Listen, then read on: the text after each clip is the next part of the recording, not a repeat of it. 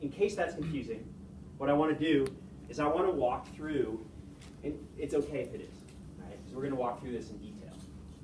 But I wanted to give you guys kind of an explanation for the pattern of the 1 to 2 to 1 ratio using some of the terminology like Mendel might have used at the time.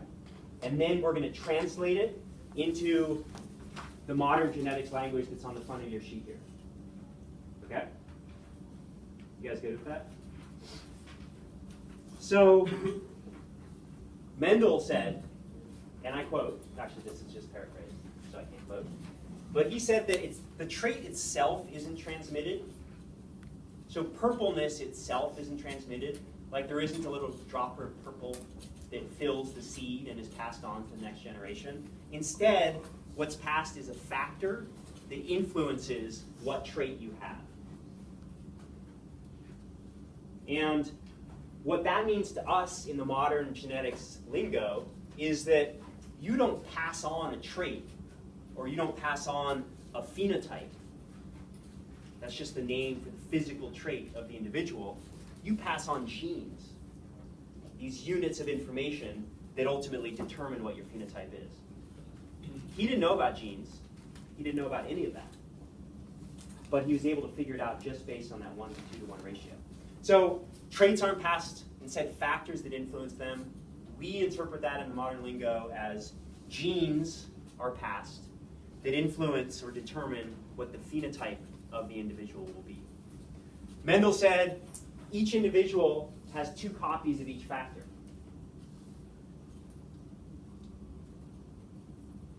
Translated into modern language, what does that mean? Why do you have 2 alleles for each gene? Because your parents each gave you 1 allele for every gene, right?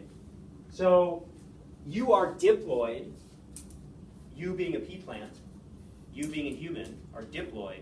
So for every single gene, you have 2 homologous chromosomes that have possibly different variants of a given gene. But regardless of whether the variants are the same or different, you have 2 alleles for every gene. And of course, it's not strictly true because there's the X and the Y chromosome and mitochondrial DNA and all that kind of stuff. But generally speaking, you have 2 alleles for every gene. And do you see why that is? I mean, based on what we've talked about so far with chromosomes?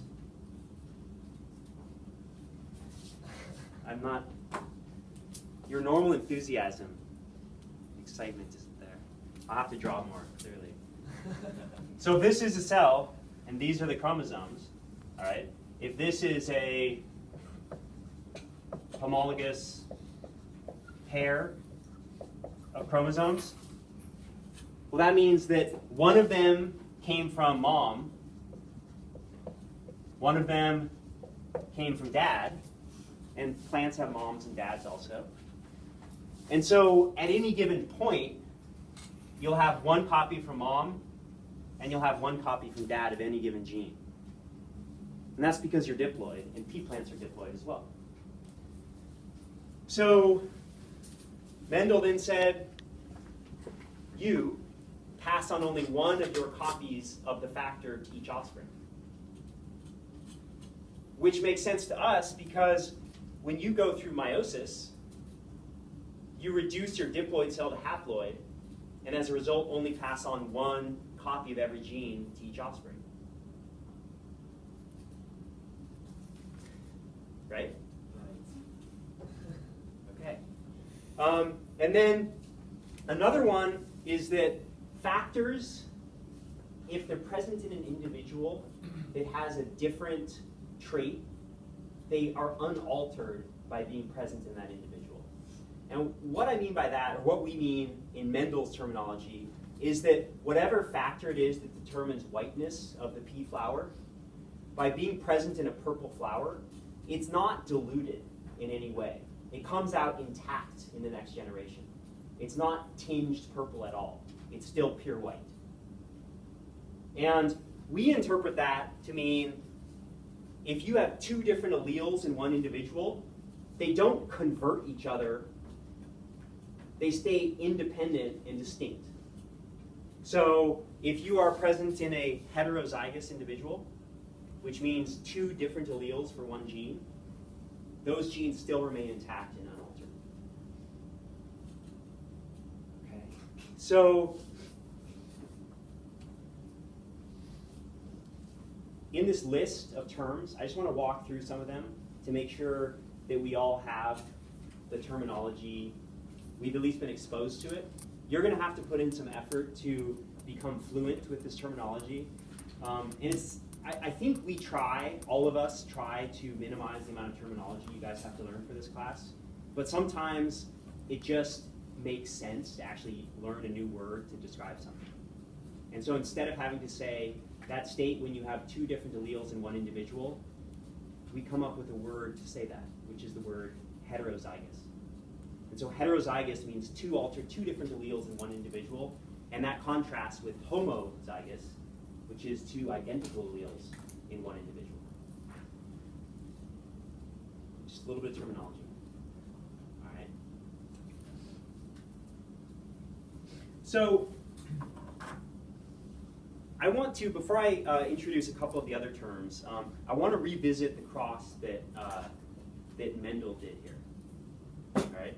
And when we're talking about traits, one of the standards, and this is represented in the middle of the first page of this handout, one of the standard things we do is we choose a letter for a given gene.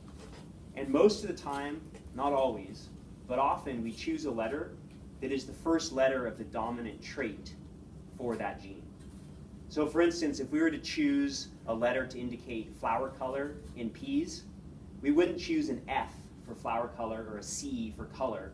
We would choose the first letter of the dominant form, which is purple. And so we would choose the letter P to indicate the gene for color.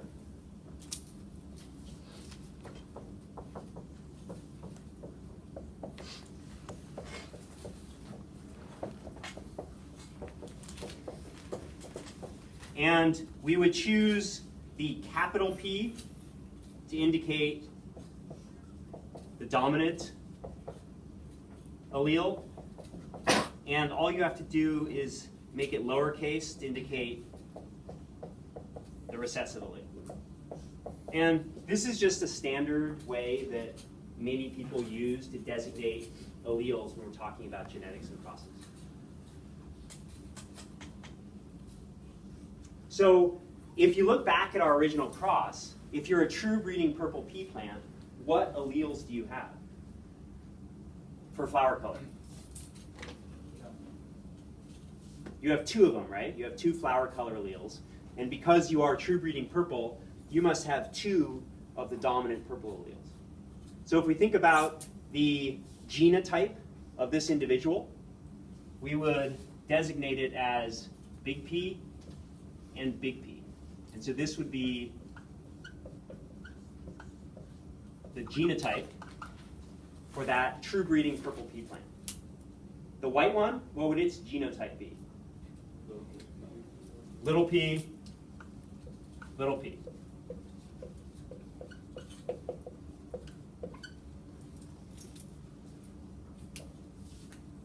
Okay. Now,